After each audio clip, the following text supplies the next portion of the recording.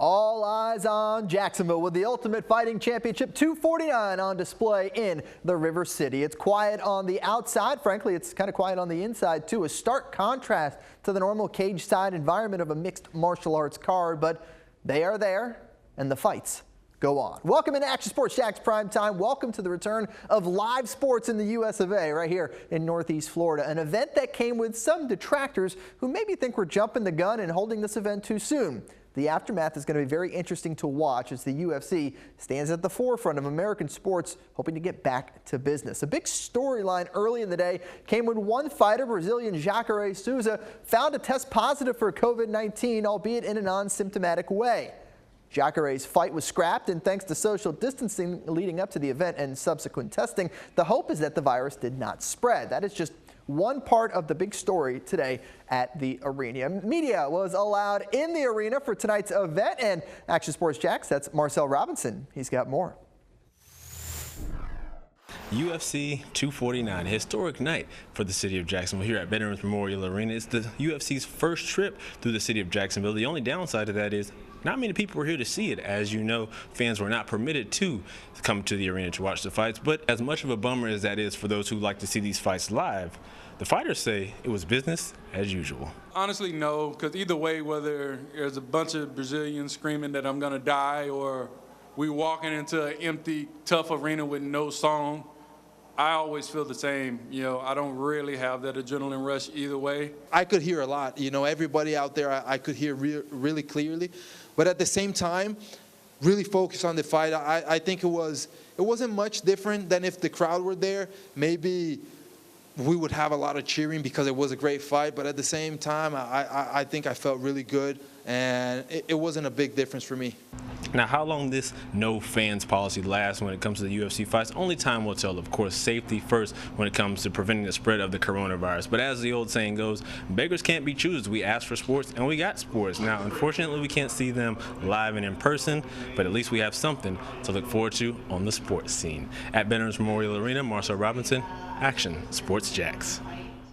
You know, I can't think of many sports departments around the country that also feature an MMA fighter on the payroll. Well, that's exactly what we have, because Austen Lane is part of the Cox Media Group family. The former Jags defensive end turned professional face puncher has a 6-3 career record and gets jazzed up to talk some MMA. Let's bring in Austen and his co-host on ESPN 690. Of course, that's Action Sports Jax sports director Brent Martineau for some rapid reaction to tonight's event in the Octagon. Fight night in Jacksonville, and there's only one guy that can talk UFC in this town. That is Austen Lane, and we're joined by him right now. He's been checking out the fights here on a Saturday night, UFC 249 in Jacksonville. Before we get to the fights, how about the city of Jacksonville? The live sports coming back, Austen. How is the River City looking on this Saturday night? You know, it's been looking pretty great. They used a lot of wide shots, I think you call them, you know, when they're coming into the fight, when they're coming into the prelims and everything. So I think the city of Jacksonville came off looking fantastic.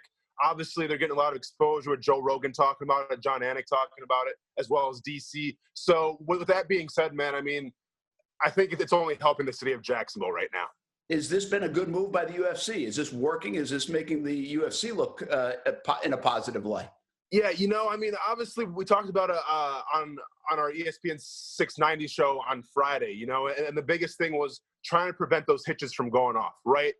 Jeremy Stevens comes in, doesn't make weight, misses by about 5 pounds, which is kind of rare to miss it by that much, but that's not really COVID-19 related. Guys miss weight all the time. But the big story is obviously Jacare Souza, you know, coming down with COVID-19, testing positive for it. Obviously, when an athlete like that tests positive, it's going to bring some bad light, you know, to whatever sport you're playing here. So I think overall, you know, the UFC is pushing forward. They're still putting on the event and everything, and it's going good so far what I'm watching. But there's going to be the question mark of Jacare Souza testing positive for COVID-19. Absolutely, and I think some people have been a little critical of even the interviews in the ring after the matches. How have the matches been so far, in your opinion?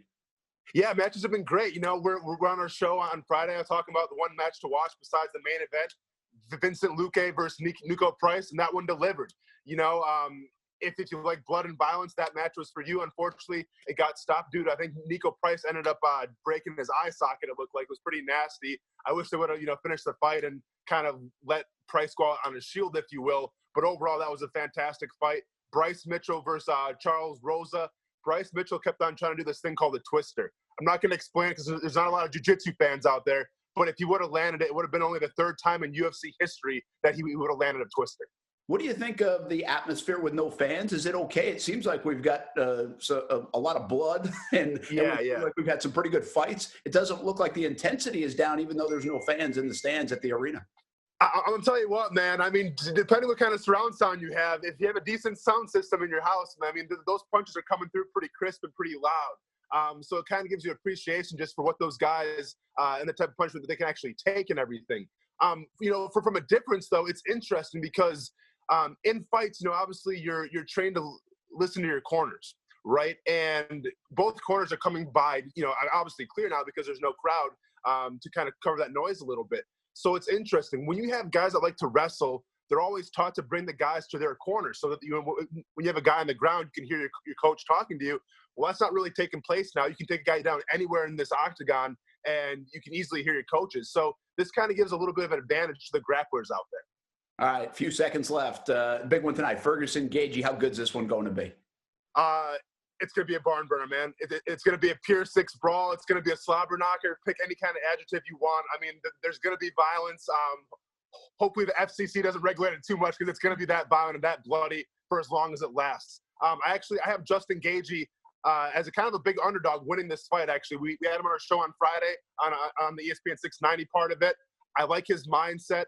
Ferguson's kind of a slow starter to start things out with. Gagey starts fast. I think Gagey's got too much power for Ferguson. But regardless, I think the MMA fans are going to be a winner of that fight. Well, we'll break down this fight from this Saturday night on Monday on ESPN 690 at 3 o'clock. That's Austen Lane. I'm Brent Mortno. Stuart, back to you. Thank you, guys. As we said, 3 to 6 every weekday. You can watch and listen on Facebook, Twitter, YouTube, Twitch, all the fine channels, and of course gets posted as a podcast every day as well. By the way, the UFC has released the cards for Wednesday night and next Saturday night's UFC Fight Night matchups, so you can go check those out on the interwebs. UFC's got those posted on their website. Ryan Spann checking in with his son on FaceTime following his victory over Sam Alvey in the first ever UFC bout here in Jacksonville, a historic night for the city that we all love and live in. This is only just the beginning for sports fans as the world inches back towards a more normal reality. It starts with no fans, but at least the competitions have begun. We go back to Marcel Robinson inside the arena for more in the UFC, leading the way and jump-starting the sports landscape. Welcome to Sports in 2020, folks. UFC 249 going on currently right now at Veterans Memorial Arena. Hey, look, this has been one crazy day, week, month, 2 months in terms of the sports world. The coronavirus pandemic essentially canceling sports. Look, this is going to be sort of something we're going to have to get used to. Obviously, UFC 249 is the first sporting event to really get going in terms of a big event. Obviously, there are other leagues such as the NBA. They're allowing players to come in and practice, but in limited capacity, and the social distancing rules apply heavy all across the sports landscape. UFC 249 taking some major concerns in terms of this coronavirus pandemic. People being tested, media, staff, athletes, doesn't matter who you are, you're tested regularly. Every single fighter here at UFC 249 was isolated pretty much the entire week, including the day of the fight. Fighters in the locker room by themselves. No one really permitted to even enter the locker room other than their trainers and maybe another coach or two. Look, we know the safety of the fans, the fighters, the staff, the media, everyone involved in the sports world is the #1 priority when it comes to getting sports back up and running, which is why these precautions are being taken. And this is going to be sort of the measuring stick when it comes to getting other sports involved. Obviously, the NFL is on the horizon. Like I said earlier, the NBA, they're starting to take notice. This is going to be what the reality of sports is for the time being. We'll have to see what that means for the UFC and the rest of the sports world. As you can bet, they're taking notice as to what the UFC is doing to see how they can get their sports back up and running. At Veterans Memorial Arena, Marcel Robinson, Action Sports Jax. Thank you, Marcel. Be sure to follow Marcel on Twitter's at MarcelASJax for more fight coverage. Action Sports Jax Primetime, Saturday at 10:30 on Fox 30.